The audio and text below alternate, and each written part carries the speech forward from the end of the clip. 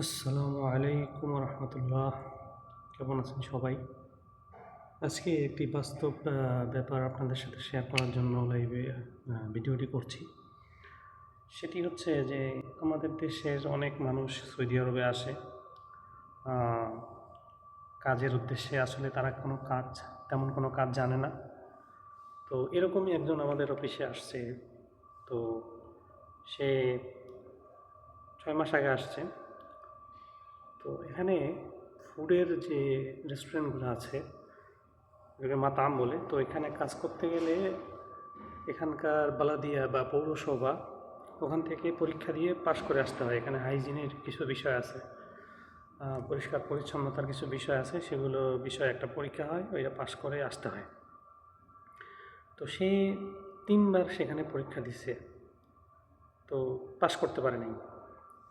অথচ আমি অন্যান্য অনেক লোকজনকে চিনি যারা ওখানে পরীক্ষা দিয়ে পাশ করে আসছে, যাদের জেনারেল একটু পড়াশোনা আছে। তো সে পাশ করতে পারেনি। এরপর তাকে করছে কি, ওখান থেকে বের করে ওই ফুডের দোকান থেকে বের করে কার ওয়াশে দিছে। তো কার ওয়াশে দেওয়ার পরে দেখা গেছে যে সেখানেও তার কাজের অনেক দুর্বলতা। সে অ্যাক্টিভ না, তার কাজে অনেক সময় লাগে। তো এই জন্য আমাকে দিয়ে তাকে 2বার ফোন করাইছে, ওয়ার্নিং দেওয়াইছে আর কি, যে সে যাতে কাজের ব্যাপারে সিরিয়াস হয়। সে বাংলা ছাড়া আর কোনো ভাষায় কথা বলতে পারে না, সে ইংলিশও জানে না আর আরবিও জানে না। তো সে বারবার বলতেছিল যে আমি বললাম যে কি পড়াশোনা করছেন দেশে। সে বলতেছে যে সে কোরআনের হাফেজ। তো আজকে একটু আগে সে আমার এই অফিসে আসছিল। তো তাকে ফাইনাল ওয়ার্নিং দেওয়ার জন্য এখানে নিয়ে আসা হয়েছে। তো এবার যদি সে ঠিক না হয় তাহলে তাকে দেশে পাঠিয়ে দেওয়া হবে, এবং যাওয়ার যে টিকিট সে তার স্যালারি থেকেই অফিস নিয়ে নেবে। তো এটা হচ্ছে তার লাস্ট ওয়ার্নিং। তো সে বলতেছিল যে সে কোরআনের হাফেজ, সে দেশে মাদ্রাসায় পড়ছে, আর সে আর কিছু জানে না। তো এটা আলটিমেটলি আমার মেসেজটা হচ্ছে যে আমাদের দেশে যে মাদ্রাসা, হাফিজি মাদ্রাসা, আচ্ছা একটা মানুষের জন্য কি কোরআন মুখস্থ করা? হ্যাঁ, ডেফিনেটলি সূরা কেরাত, সালাত আদায়ের জন্য কিছু সূরা কেরাত তো অবশ্যই জানা দরকার, যেটা ফরজ। কিন্তু এই কোরআন মুখস্থ করা কি ফরজ? এই কোরআন মুখস্থ করা নিয়ে যে দেশে হাজার হাজার মাদ্রাসার এই হাজার হাজার লাখ লাখ মানুষেরা এই অদক্ষ হয়ে বেড়ে উঠতেছে, এবং বিভিন্ন জায়গায় গিয়ে তারা এরকম কি বলে অসমতার শিকার হচ্ছে দক্ষতা না থাকার কারণে। সমান হবে কীভাবে? তাদের তো দক্ষতাই নেই। তো সেটা এর জন্য দায়ভারটা আসলে কার? তো আমাদের সৌদি আরবে কি মাদ্রাসা নাই? সৌদি আরবে কি মানুষ কোরআন হেফজ করে না? এখানেও তো করে।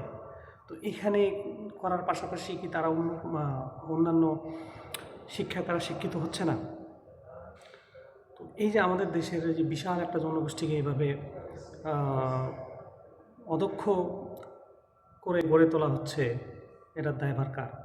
আমাদের দেশের মোল্লা মুন্সিদের মানে মানে এই সমস্ত বিপক্ষে কথা বললে তো আবার অনেক কিছু হয়ে যায়। কিন্তু বাস্তবতা এটাই যে এই হাফিজি মাদ্রাসা, এটার জরুরি সংস্কার দরকার।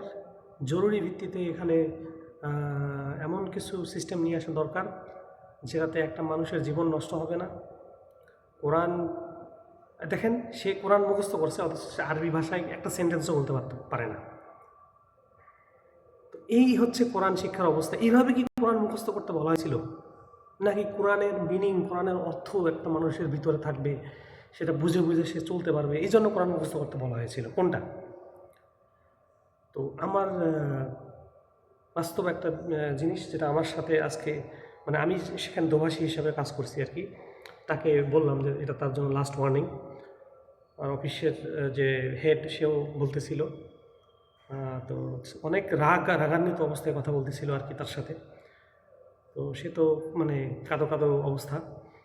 যাই হোক, এটাই আপনার সাথে শেয়ার করলাম যে আমাদের দেশের হাফিজি মাদ্রাসা যেগুলো আছে এগুলোর বিরুদ্ধে বিরুদ্ধে বলতেছি না, এগুলার সংস্কারের জন্য যে যেটা দরকার সেটার জন্য আমাদের কথা বলা উচিত। আর এই ধরনের মাদ্রাসাতে আমরা যদি হেল্প করা বন্ধ করি, শর্ত দিই যে তোমরা যদি এই কারিকুলাম নিয়ে আসো, এই ঠিক করো, তাহলে আমরা তোমাদের মাদ্রাসায় আমরা ডোনেট করব, আদারওয়াইজ তোমরা এখানে আমরা কোনো ডোনেট করব না, তাহলে হয়তো কিছু সংস্কার হতে পারে। আসসালামু আলাইকুম।